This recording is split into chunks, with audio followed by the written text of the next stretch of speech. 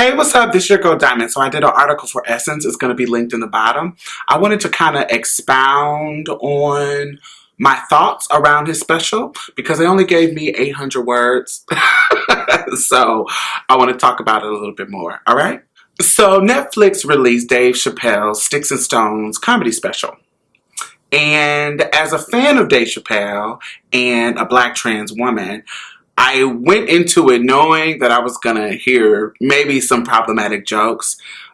He is one of my problematic faves. You know, everybody, most of your faves going to have something that don't align with you politically. So he is one of my problematic faves. After it aired, it kind of set the internet on fire. So I found myself kind of pulled between the LGBT community and the black community, which is kind of a space that when you're black and LGBT, you kind of find yourself in the middle of that space a lot, especially when it comes to the antics of black men. One of the reasons why queer black people usually find themselves in that space of in the middle when it comes to their identity is because a big portion of the black community is right-wing adjacent. Their politics align a lot with the right wing, except for politics revolving race. Because they know that the white people over there would much rather them be sitting on the back of the bus after a long day of picking cotton while they wave their Confederate flags. So that's not a really comfortable situation. Well, Dave calls it a hilarious predicament in the special. So that would be a hilarious predicament for a black person to sit over there like they're not racist. But other than the racism, they usually align politically with the GOP, as quiet as it's kept. From the beginning of the special, he's already setting the audience up to be what the GOP right wing calls snowflakes. If you don't agree with what I'm saying, you're just a sensitive snowflake that is trying to silence me. From the language, from the quotes, from even the title, Sticks and Stones. We learned that words will never hurt us, but, that's not true. Words do hurt. Rhetoric does hurt. People voicing their vitriol can actually harm marginalized people. I have to be honest, I can't say that I didn't like the show. I enjoyed the show. In the same way that I enjoy, the tip drill video back when BET had Uncut on. I knew that it objectified women, but you give me a catchy beat, a catchy hook, and visuals that I like because I love women's bodies. I love hip hop. There's certain things that I love. I love those things. And so as a black woman, I'm actually used to seeing these objectifying, images in black culture altogether. But because that is what's being fed to us and we don't really, somebody like me doesn't have the power to fully change it, I don't want to be the person that's hating everything that I see, because that's what I would literally be doing if if everything that I have access to consume has to fit a particular political narrative, I would be a hermit in a cave, not enjoying anything. So I'm used to being in that particular position of having to enjoy something that is not aligned politically with myself. But when I enjoy these problematic things, that doesn't mean that I can't take a second to critique it.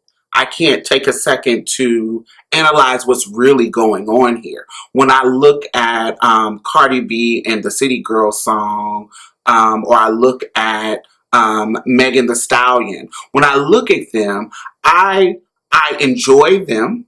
I enjoy what they're doing. I enjoy their talent. But I also know that they're giving this particular sexualized image because that's what sells. Do you see what I'm saying? So I know that that system that forces artists to feel like I have to do this because this is what the people want. This is what's going to sell. This is what's going to make me pop. While enjoying their work, I also can critique and know that this is a part of the system that I'm trying to dismantle, that I'm dedicated to shine a light on.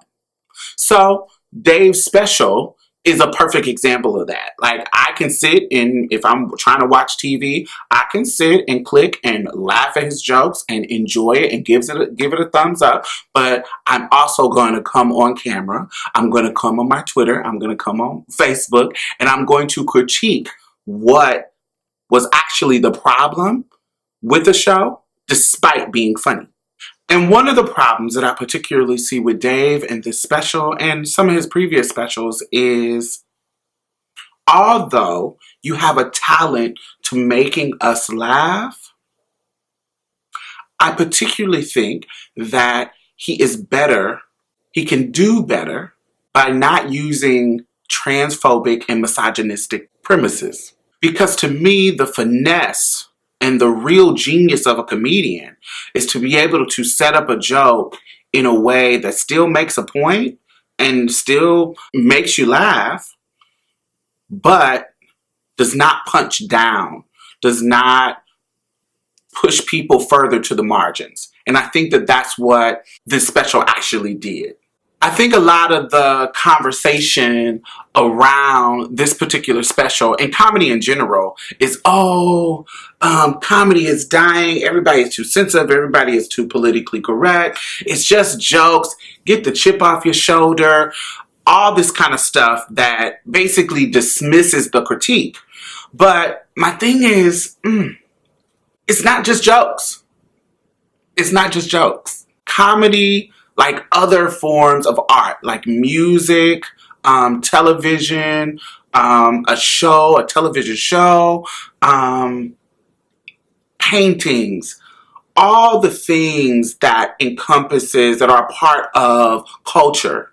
They make a point. A lot of people talk about how art is the first form of resistance to some kind of radical resistance to whatever that is bad going on in the world. That's usually that's usually when you see the movement starting. They use art and poetry and comedy and theater and all these things to make a point about culture. And they change culture. They are part of the movement.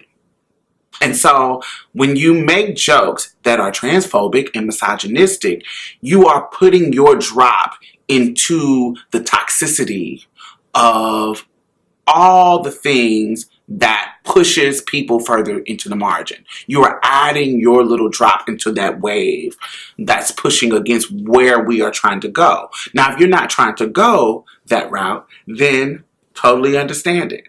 And I think that's what people who disagree with what he has to say, I think that's what you got to understand, is that he specifically just does not agree with feminists, trans people existing. He does not agree with the movement of making all Black lives matter, not just cis heterosexual men's lives matter. Dave, a rich Black man who has come out of poverty, who has come out of a history that is poor and negative, and go into this new status to stand on his big platform and punch down and re-traumatize, make fun of the experience of somebody that is beneath him, somebody that is on the margins of society. That's not comedic genius to me. That is a bully. And when people say it's just jokes, what they're saying is that they do not believe that just jokes affect you, when actually it does. It affects people who are on the margins. So when you make us a joke, It allows other people to make us a joke who may not have your platform, who are in community with us. It gives bullies and bigots the fire to spit at us. And that could lead to a lot of negative things. For example, Tyra Hunter, 1995, she was in a car accident as a Black trans woman. And the EMT, the emergency medical technicians, they came and their job was to rescue her, right? That's what you expect. When you get in a car accident, the taxpayers' money that pays these people, they're supposed to come and help you, right? Get you to the point where you get to the hospital and get right. But that's not what happened to Tyra Hunter. Upon cutting off her clothes, they discovered that she was a trans woman because she still had male genitalia. Instead of continuing their work to help a person in need, they stop, according to the bystanders, and make jokes about her still being a man. That's not a woman, that's a nigga. That's a man. So for 7 minutes, they're not working on her. And this starts a sequence of events that lead to her death. She ended up dying because they didn't do her job because they were too busy making jokes. It's not just jokes. It's not just jokes. I remember me and my gay son were walking to a store one day and he had his shirt off. And these straight guys were in the parking lot and they had their son. Now, my gay son, he is flamboyant. He's gay. When you see him coming, you know he's gay. And one of the guys said, "Why are you walking around here with your shirt off? I don't need my son looking at that." Now, men walk around our neighborhood with their shirt off all the time. But because he was a gay man, all of a sudden, he has to worry about having his shirt off in front of your son. Now, we're out in the public. We're not in somebody's house. We're out in the public. And you have the audacity, because it's a social norm, to be disgusted by gay men. And now you done said it under the guise that I'm trying to protect my son from seeing all that gay shit. And because that is a social norm, he thought it was okay to tell my gay son while we're walking outside in the hot sun, Texas sun, that he feels it's inappropriate as a gay man to have his shirt off in front of his son when we're just walking down the street to the store. And then when we said something back, like, mind your business, that can lead to violence. When you joke about it and you trivialize it, you make it okay for the layman. You just sitting up on your rich perch. You just sitting up there on your stage. You think, oh, my job is just to make people laugh. It's just jokes. But your jokes translates to your audience that they can make fun of us, that they can dehumanize us, that they can disrespect us. While you're on the stage and I'm sitting watching, it doesn't cause me direct harm, but those people on the street can, who have been fueled by your jokes. I'm going to put an article down in the bottom about cultural connection to violence. There's tons of studies, but this is the one I found as well. So I'm going to put a link in the bottom so you can get it, so you can understand how social norms and culture translate to violence for people who are on the margins. That is like statistically just what it is. It's not just jokes. Well, that's not Dave's fault. No. I'm not saying that directly, that Dave was down there, kill that tranny. I'm not saying that that's what he was doing and he was the direct cause. But like I said earlier, I feel like he and other people, it's not just him. It is a Donald Trump. It is Black conservatives. It is fundamental evangelist Christian people. It is a conglomerate of people who add fuel to the fire when it comes to marginalized people.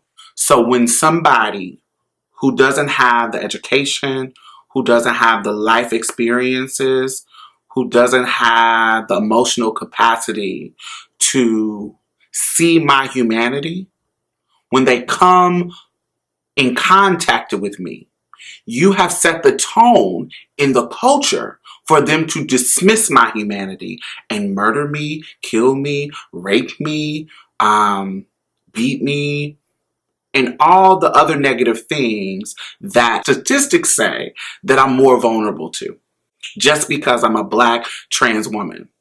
When I come into a job interview and they see that I'm trans or I disclose that I'm trans, the references that they'll have about trans people is your jokes, is your platform. Oh, I remember when Dave did a whole special making fun of these type of people. So how is that going to affect my business if I hire this person? You are adding to the culture that says that we should not be valued. You are adding to the rhetoric that says I'm not worthy of respect. And that particular culture is why statistically Black femmes, according to the CDC, are the most likely to be murdered by their intimate partners, the most likely to suffer from domestic abuse, most likely to be raped, most likely to be objectified, most likely to be harmed. It's not just jokes. But Dave Chapelle is not the only one. He's not the only one that needs to analyze what they're doing with their platform. Because even Flame Monroe in Tiffany Haddish's special had some problematic things. Some of the jokes were just as dismissive and just as ignorant. Both of them tell jokes about that's based on the premise that LGBT people are doing too much with all these letters they're adding. Dave Chapelle called us the alphabet people. And Flame was like, you know, the LGBT, A, B, C, D, E, F, G, H, I, J, K, da, da, da, da, da. She made the joke as if, oh, all these damn letters, and oh, y'all just do too much. Back in my day, I remember when it just was, you like vagina, or you like penis, or you like both. Narrowing what our struggle is, what we have been constantly talking about, especially particularly as trans people, how there's a difference between sexual orientation and gender identity. You are totally diminishing the movement that we have created. You're taking us back to that trans 101 shit. And you're on this major platform doing it. So you're not being socially conscious at all. Now, some people are not socially conscious, but I'm going to put your feet under the fire when I'm the people that you are marginalizing. I'm the people that you are helping to create, adding to this culture that can harm me. So while I may laugh, while I'm in the moment, because I'm sitting on my couch listening to some jokes, I might laugh, but I'm also going to get on my Twitter. I'm going to get on my Instagram. I'm going to get on my Facebook, and I'm going to call you out about it. I'm going to critique it. I'm going to say, like I did in the beginning of this video, I like certain things, but let's talk about you and what you're adding to the culture. Now, Flame and Dave are in two different positions. So Flame is trying to get into business. She's coming from a marginalized position, trying to get into the light. So of course, she's going to try to give this palatable form of comedy so the cishet people can accept me. So let me deepen my voice intentionally to talk to the fellas in the room. Let me do all this, make references to my penis, make all these things that make transness funny and palatable to cis hets, because you're not those crazy ones that's trying to get me to think that they're a woman. Surely the guy, you're not that. So you got to come in the room conforming to a certain level, to a certain extent. You feel what I'm saying? You got to come in the room conforming your particular artistry, your comedic artistry, in a way that's more palatable to the cishet people in the room. Because if you listen to things that she said, and you listen to her jokes, those are some of the same type of jokes under the same premise that I used to be a man, or people can't tell that I'm a man, and da da da da da, or people sometimes think, I'm a real woman. Oh, I have some of these people food. That's the same jokes that she was doing back in the 90s on Comic View. It hasn't been any growth, and that's a whole nother conversation. But it's irresponsible, especially her as Flame, but in her day-to-day life, she identifies as a man.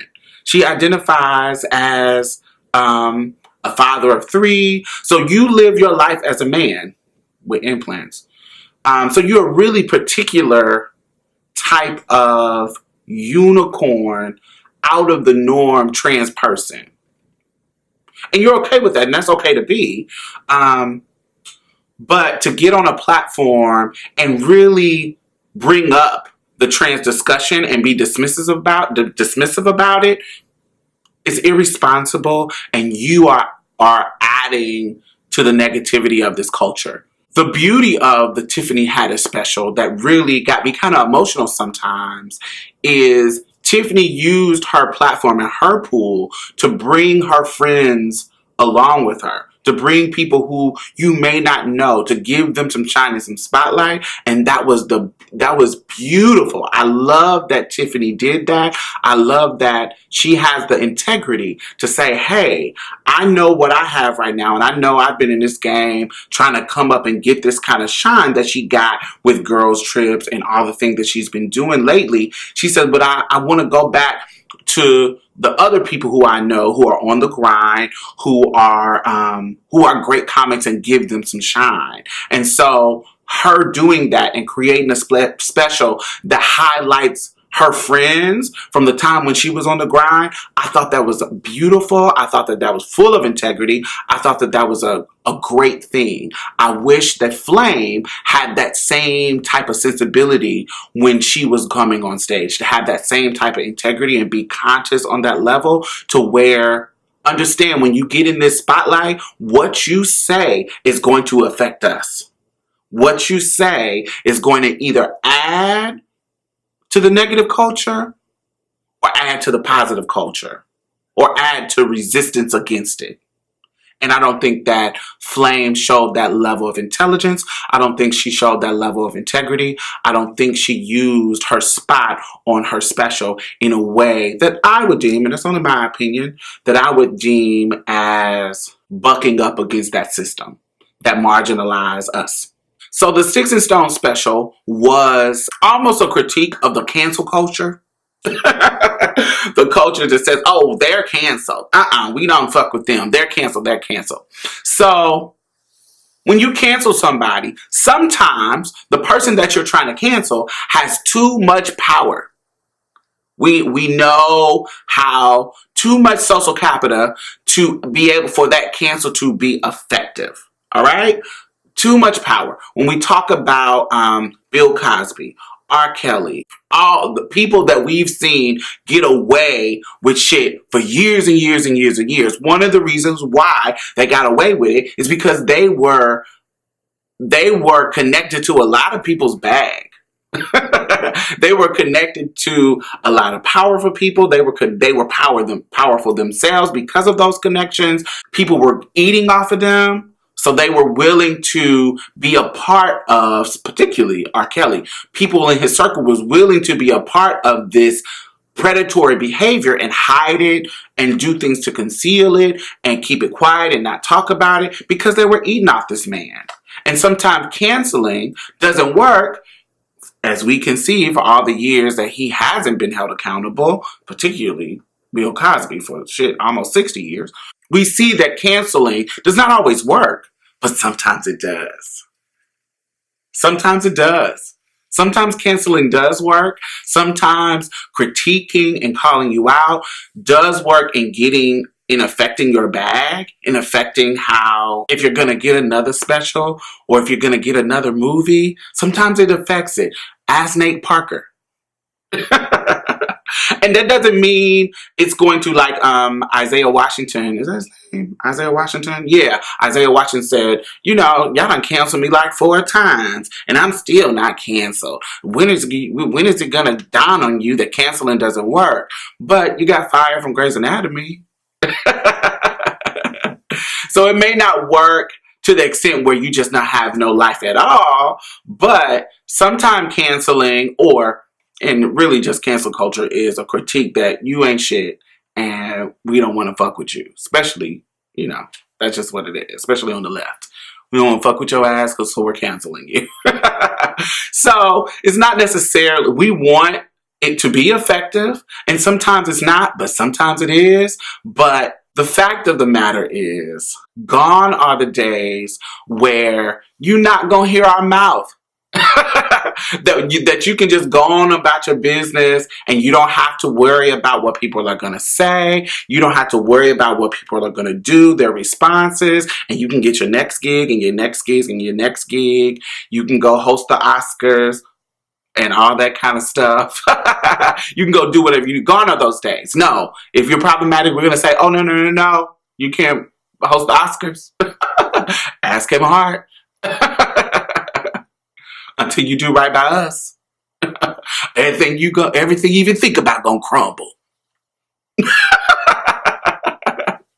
So I feel like gone are the days where you can just go on and do whatever you want to do, say whatever you want to say, and there's no consequences. The consequences can be dire, they can be light. We can't control that. We don't look at Monique. She was ready to cancel Netflix because of the injustice in regards to her pay. And she called for a boycott and a cancel. And motherfuckers didn't listen. So sometimes it's not going to be effective. But sometimes it is. When somebody calls y'all out, y'all try to pretend that y'all are not bigots. You are a bigot. Just say that you are. Then we won't expect you to be great. It's like white people saying, oh, I'm not racist, but your actions show that you are racist. And then when people call you out on your racism, you say, oh, I'm not racist. What do you mean? I'm the most unracist person you know. Sounds like somebody familiar? Trump. Mm-hmm. But your actions and the words that you say and the rhetoric that you give out affects people's lives. It's not just jokes. And it's rooted in racism, or it's rooted in bigotry, or it's rooted in female oppression. If you're a real genius, if you're really great at what you do, find a better way. Find a better way to make me laugh. Find a better way that is not punching down, that is not causing harm to your audience.